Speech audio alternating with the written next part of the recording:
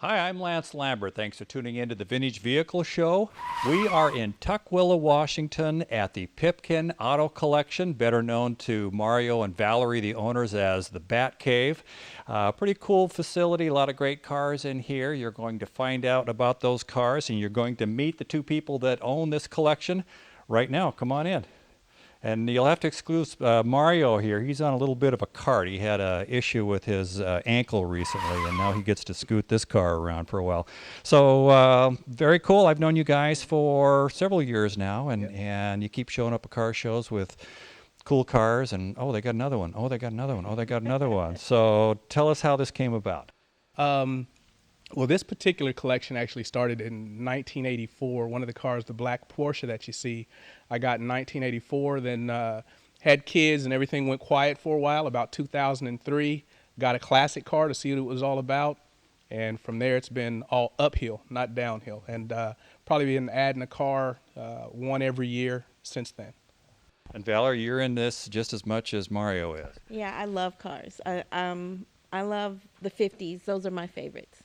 So you have a Porsche here and you have a Lincoln here. That's quite a cross section. Yeah, I mean, you gotta, if you're a car lover, you gotta do cars. I do cars. I don't do brands. Well, let's take a look around, take a look at some of these cars. And so do what you do every week. Just kick back, relax, and enjoy the show.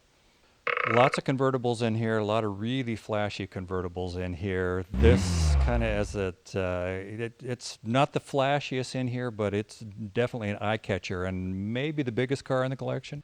Actually, the white 63 is a little bit longer, but this one's right behind it. Tell us a story about this. Well, we had been looking for a 60 Eldorado for quite a while. We actually went to Florida to one of the big auctions to see what was happening, thinking about muscle cars. And we happened to see this one in the back lobby where they were staging some of the cars. And we saw it, fell in love with it, walked around with a guy from one of the big magazines. He was doing an inspection of it. So we got a free inspection of the car because we followed him around for about 30 minutes. Talked to him about what he thought it was worth. We went to the auction. We decided our max bid. And Valerie went up, intimidated everybody else away from bidding against her. She actually went up on stage, stood in front of the car, and every time someone bid, she would point at them to say, "I'm bidding against you," and she ran them right up to our maximum. And no one bid beyond that point because, as we learned later, they said they weren't going to bid against a woman that was emotionally attached to a car because they would run it up. But they didn't know that she had just reached our maximum, and she kept her finger up like we had more to go. We didn't have more to go. I'm not sure she would have stopped, but that's how we ended up with this particular car. So Valerie, will you go to Barrett Jackson with me? Yeah, I'll go to Barrett. I love auctions. I do. I really love auctions. Well, you mentioned off camera before we started shooting that, yeah, you guys are married and these are all your cars, but this car and a couple more we're going to look at, they are your car. Well, so what is it about this one that's so special? Well, this one is named Grace after my mother. She passed away in 2001. And I just love just the sleekness of it, and it's just elegant. And so when we saw this one, we had to have this one. And this was back when Cadillacs, I mean, they've always been a big deal, but man, about this time, if you had a Cadillac, you had arrived. This was the top of the pecking order. Nobody, those Mercedes and all those things, they were just weird foreign cars. This was the top of the heap. So what's it feel like driving this? Oh, she's smooth. She's really smooth. She just floats down the road. It's the Eldorado. What makes the Eldorado different from the rest of the Cadillacs? This year, it's mainly engine. They have a little bigger engine, lots of options, and extra trim chrome for this particular year. For us, the trim chrome that's along the side really sets it apart. When you see this rolling next to a standard Coupe de Ville or something like that, you can tell a mile away that it's an Eldorado. Yeah, a lot of not slathered on, but close. That's right. Yeah. The more the merrier back in the 50s and 60s with the chrome. And Valerie, this is a beautiful car. The one behind us, out of the whole collection here, to my eyes, it's kind of tied up between this and another Cadillac convertible. This Buick is gorgeous. Can we take a look at it? Yeah. I love Buicks, especially 49 to 57 Buicks. You have a 55 here. I think the first time I met you, you were driving this car, and you made quite the impression when you rolled in. Tell us about this that is your car. What drew me to this car was the interior. I just love the brocade and the two-tone, and this is what drew me to this car when we saw it at auction, and the 4 portholes in the front. 4 portholes means it's the Roadmaster. You know, I keep getting different stories. They say it's the engine size and the Roadmaster, or some people say it just means the different engine size. Some have 3, some have 4, so I'm not sure. The more the portholes, the more expensive the car. And there are actually people that went out and drilled an extra hole in their fenders and put another porthole in back then. Yeah, they call this the poor man's Cadillac. Not But too poor. I know, exactly. But it's my favorite. What's the coolest thing about it? The Art Deco dashboard. Yeah, it's just like a piece of art. You could probably take that out and mount it somewhere. Wear it around your neck or something. Yeah. Well, right behind it is a Barracuda, and it's kind of different than the stuff that you have here. Should we take a look at that? Yeah, let's take a look. All right. 71 Plymouth Barracuda, not a 50s car. This is definitely more of a muscle car. So how did this come into the fold? Well, this is another one of Valerie's cars, to be honest with you. This is Valerie, does he own any cars here? Yes, he does. But what it was is that Valerie was a fan of this show, Nash Bridges, and we used to look at the cars on there, you know, the Miami Vice cars, all these TV cars, and when we saw the CUDA, the color combination, the roll into the summer, we used to always say, man, that is cool if we could just find one of those. And we happened to be at another auction, and Valerie was clear to point the car out to me, and I wasn't quite sure, and we had it inspected and waited a while for it to come across the bridge, you know, for bidding. And the rest is history. It's actually turned out to be a really nice car. Gets tons of attention. She named it after her sister. It's called Tough. Sister's last name was Tough. But it's another one of the cars that she wanted. I got to be honest with you. I think the thing that Valerie likes most about this car is a stereo. I think the stereo, it's got a big stereo in it, so you're rolling with the top down, you know, kind of muscle growl and the big stereo. And every time I look in my rear view when we're going to the show, I see her head bobbing, so I know she's having a good time with Fun Tough. car. This is my fun car. Well, muscle cars are kind of, you know, big buff guys drive muscle cars. How's that go over? I get looks. I get looks. Lots of thumbs up, but yeah, I get strange looks. Like they'll do a double take when they see me behind the wheel.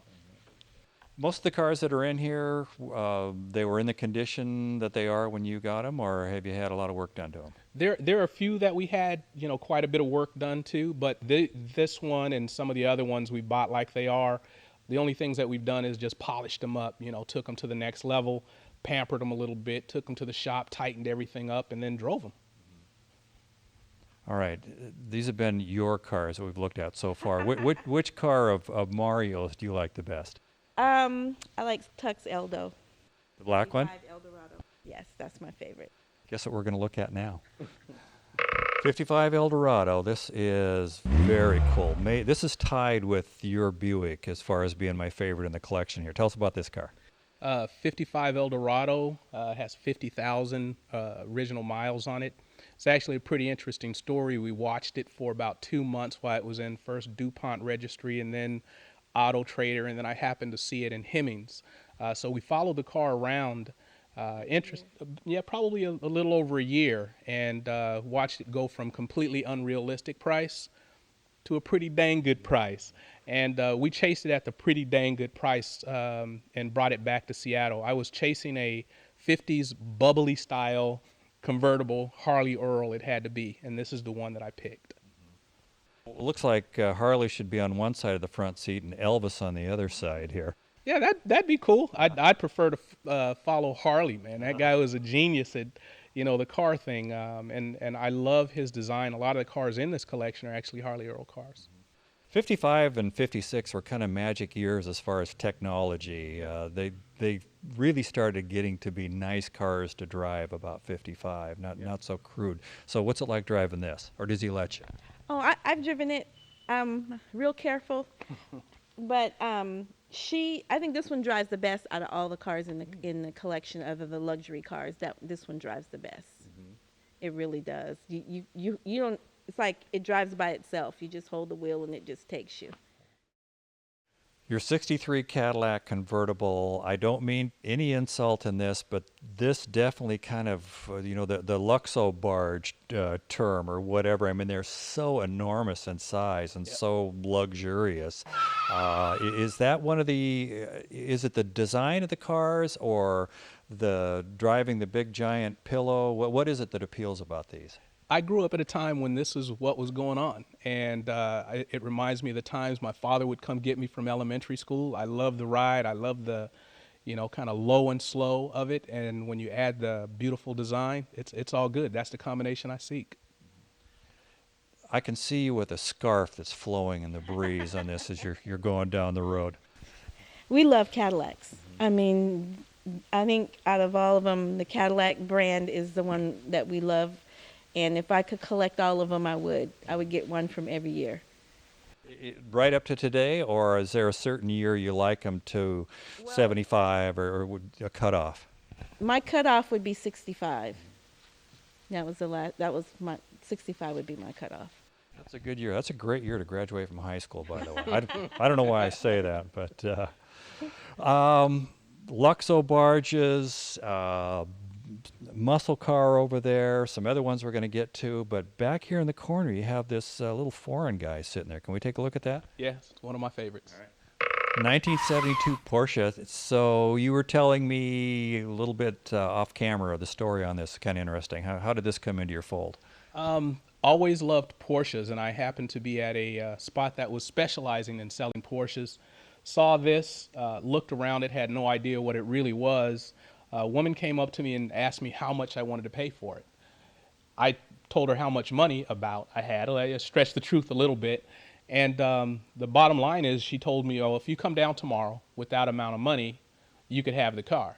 I kind of hesitated a bit because I didn't know what it was. She told me how special it was. The owners of the shop told me how special it was. Valerie convinced me to go down the next morning and actually make it through the purchase process. And I've had the car since about 1984. 72 911S. It's less than 50,000 miles on it. Didn't know what it was. Took it to the Porsche track event day. Was looking at all the other cool Porsches, wondering where everyone was. That's the day I learned the car was cool because all the Porsche guys were surrounding this car looking at it. And so they educated me about it. I have no expertise when it comes to foreign cars, and some of it's, you can put this next to a Porsche that's worth 10% of what this is, and the other one looks just as good to me. But what is it that makes this one special? Porsche did some very special things this year for balance. There's actually 2 batteries for perfect balance. They also, it's a 1-year only oil placement, and they did that for balance. It's also one of the lightest Porsches and one of the highest horsepower Porsches of the early years. In fact, when they build new Porsches today, the best compliment they can give them is that it runs like a 72 911S. Wow. And he was kind of dragging his feet, and you said, get with it? Yeah, Mario, he finds cars, he's in love with them, and then it takes him, he has this process, it takes him to buy one. And a lot of times he'll miss out because he's taking too long, and then he'll be mad, I should have got that car. So this one, I just knew he wanted it, and he was overthinking it, and I was like, you just need to go get it, because there was another guy wanting it too, and I was like, if you don't get in there, the other guy's going to buy it. And they missed it by probably 5 minutes. So if I offered him my 50 Studebaker today for $25,000, you'd say jump on it right now, don't think about it? Well, if he wanted the Studebaker, yeah, I would. For $25,000, it's his. Yeah. Well, that's part of that study thing that I would do, so I wouldn't go for it. A wise man. Well, let's take a look over here. You got something real 50s. Yeah.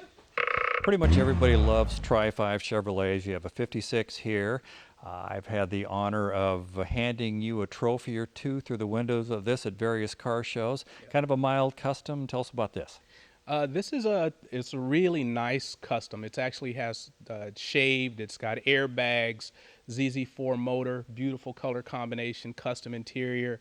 When I saw the car, I actually saw it a few minutes before it went over the auction block and came running back to Val. It was kind of the opposite of everything that I've bought in the past. This was a pure emotional buy. What I told Val is that I wanted something cool. I wanted something that I could drop to the ground. And believe it or not, I said I wanted something that's like no one else has. Well, I got mostly everything else except that last one, because there are a ton of these out there, but I still love the car and the way that it's set up. The Tri 5 years, 5, 6, 7 Chevrolets, I think the 56 is the best looking. I think there are a lot of people that might argue with that, but it's my favorite year. You have giant Cadillacs, little Porsches, and this. It's sort of schizophrenic or something going from one to another. What's it like going from, the cars are so different? Well, I'm used to that because he's a Gemini, so it's two personalities, and so all these cars represent either one of those personalities. So it's which dominant side is at the moment, whatever car he likes, and so that's why our collection is just set up with all these different types of cars. You mention auctions frequently. You do that a lot. You think that's a good place to buy, or?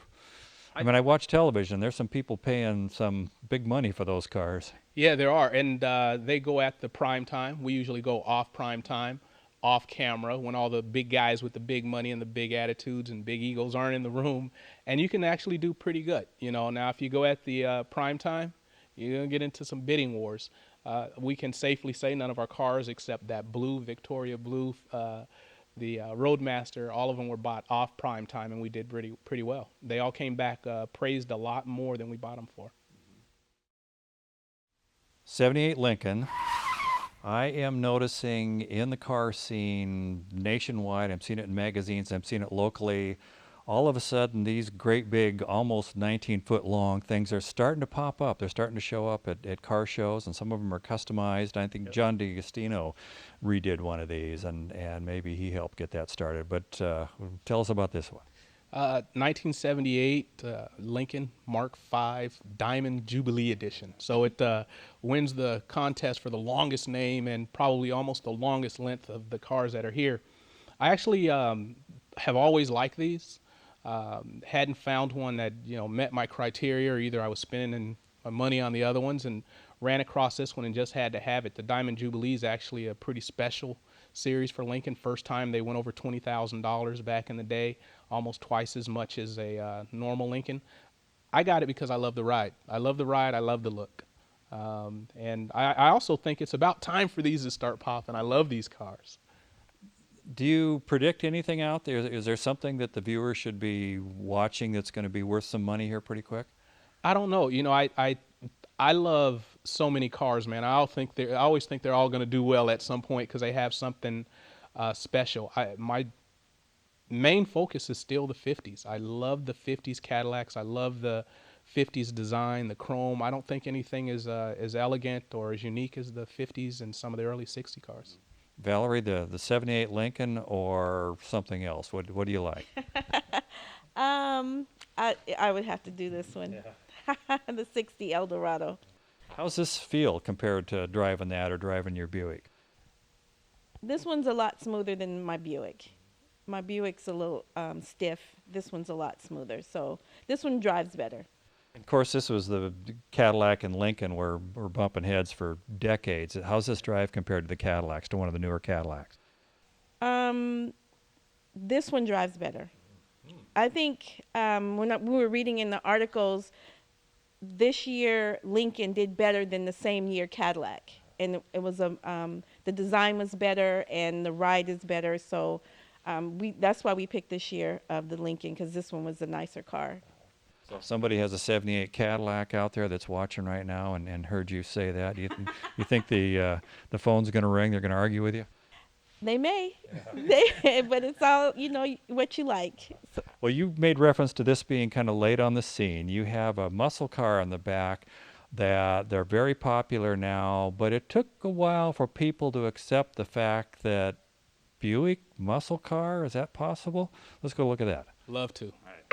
72 Buick, 72 Buick GS, 72 Buick GS Stage 1. This is a pretty big deal car. Yeah, it is. Special car, top 10 fastest muscle cars of all time. Kind of flew behind or below the radar for quite a while, coming to popularity now. Why did it take a while for people to figure this out? I think because, Buick, performance car, not exactly synonymous. And I also think that, Chevy was the one that was getting a lot of the popularity. And this is Buick's answer to the LS6. And you appreciate the Buicks as much as the rest of the stuff in here, or did you have to warm up to this? No, when we saw this one online, I fell in love with it. I love the orange color, and I'm all about the color. And so when he said he was looking at this one, and we flew to Chicago to look at it, it looked better in person than it did online. And come Halloween, you can pop the trunk, put candy in there, and have the kids come around. That's true. I can even take them for a ride and scare them a little bit. Haunted car for a ride. Have you driven Camaro? I mean, you have the Barracuda over there. Have you driven, Chevelles and Camaros and stuff where you can compare the two? Yeah, I actually have. I drove most of those cars, the 69 Camaro, the Chevelles, before I bought this one. For me, this one is a little more gentlemanly. It's a little smoother ride, a little more, insulation and things like that. But when you step on the gas, the attitude changes. And the other thing is, like Valerie said, I read and learn a lot. This was a special one-year color. They didn't produce that many. Then I said, okay, enough of the, scientific aspect. How does it do down the road? Went and looked at the top 10 fastest muscle cars of all time. This is one of them. What happens when you climb in this? Do you suddenly turn into a hot rod muscle car guy, and then you climb in this and you turn into a distinguished gentleman? Does the psychology of these cars get in there? I would like to say it doesn't, but it does. This is. I was telling someone yesterday. This is kind of my, jeans and glasses car, and then I have the BelAir. That's my kind of bad guy in a nice suit car, and then all my Cadillacs are just Mario laid back, really kind of just wanting a little peace and quiet rolling by itself. So it does depend on the mood, but this one probably brings out the attitude a little more than the others. Well, there's one in front of this that probably brings out the gentleman attitude or the laid back. Let's go take a look at that. All right.